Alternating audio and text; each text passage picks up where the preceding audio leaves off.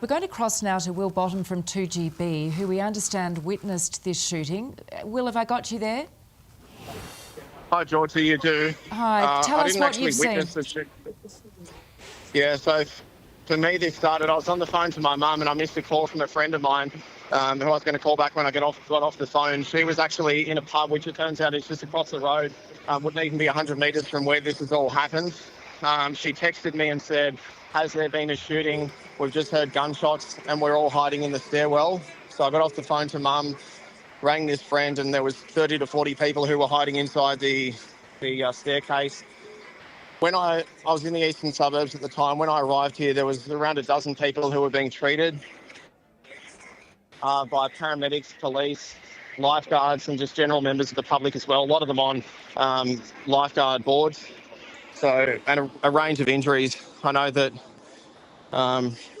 we've had a number of people who've been shot dead. I saw another man with blood pouring out of his head. His entire face was just red from the blood. He looked like Spider-Man. There's another man, shirt off. He appeared to have been shot up the top between his beard and his shoulder. There was others who had CPR performed to them. So I believe that one of those people who was shot dead is one of the gunmen. We understand that there were multiple gunmen.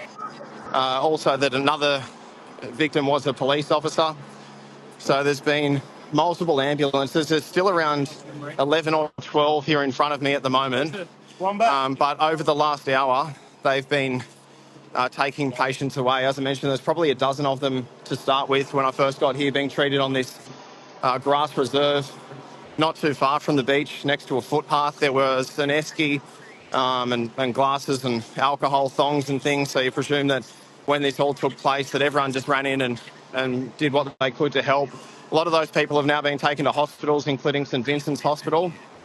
There's been a gazebo brought into that area and plastic chairs. Most of that area is now cleared out, and those ambulances have been taking people away to the hospital, and then there's been fresh ones coming in to replace them. So there's still probably 11 or 12 ambulances here, and that's after the ones that have taken most of the gunshot victims. There's been the police tape extended and the crime scene pushed back further. So a lot of the people who provided some of that emergency and initial treatment, and here's another ambulance coming down the hill now, were actually members of the public. I know that lifeguards stepped in as well. There's been police. I saw a police officer who I know from the other side of Sydney that's been called here. So police have come from far and wide. There's been dozens and dozens of police cars and ambulances, including the tactical response group in their camouflage, walking around with their guns.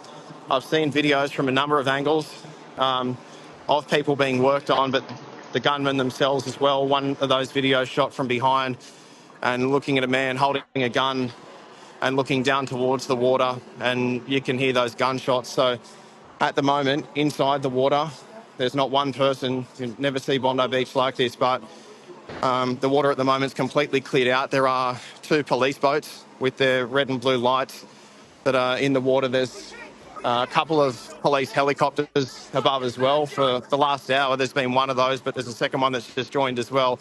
And then as I look, there's a lot more emergency services that are now just making their way down from sort of the Bondi end, coming down the hill with their red and blues that I can see. So I'm up the other end of the beach where this has occurred, near North Bondi RSL.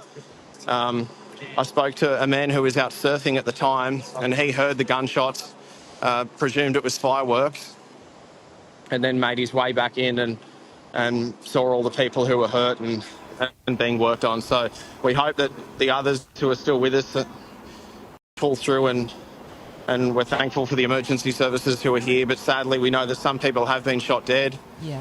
And Campbell Parade remains closed to all traffic. The buses are being diverted away from the area as well. So there's a bus here that's next to me. It's empty at the moment, and the bus driver's standing out next to it. As for the friend who is hiding out inside the pub, I spoke to her now, and they've all been able to come out. Some of them are actually standing up on the rooftop and watching. They've been watching this over the last hour or so, but it's directly just across the road from where it's happened, probably only 100 metres away. Well, we greatly appreciate your assessment there of the scene. As you say, still an unfolding emergency and some really horrifying, really graphic scenes playing out. We're going to cross now to our reporter, Massilia Ali, who I believe is at the northern end of Campbell Parade. Massilia, can you hear me? Yeah, Miss. Good evening to you, Georgie. I can, and I'm just going to go straight into some breaking news that we've been told within the last few minutes or so from police officers to anyone around this area.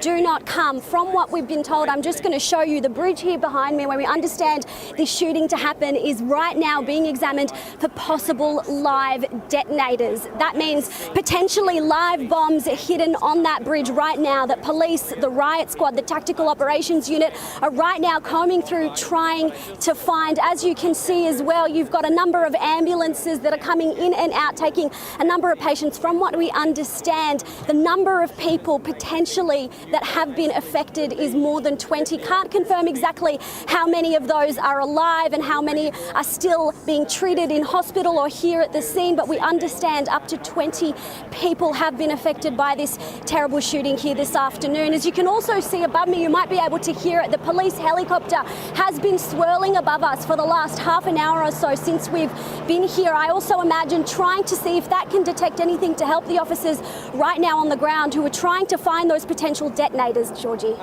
Marsilia, we've heard reports of 3 dead and that one of those was believed to be one of the shooters, in fact shot by police. Are you able to confirm that? Are you hearing anything there on the ground? Yeah, Georgie, I can confirm that one of the shooters is dead and 2 other civilians who were on the beach at the time have been confirmed dead. Another shooter has been taken to hospital, I understand, still alive. Unable to confirm exactly what condition he's in, but we know that he is alive. And as I mentioned before, I've been told, Georgie, that death toll is going to climb.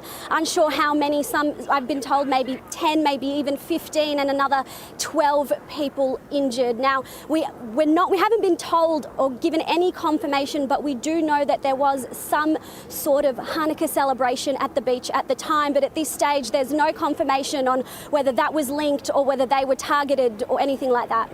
All right, Marsilia, stand by. We will cross back to you shortly, but I'm going to return now to Zach Bailey. And Zach, I believe you've got another witness there with you. What can they tell us?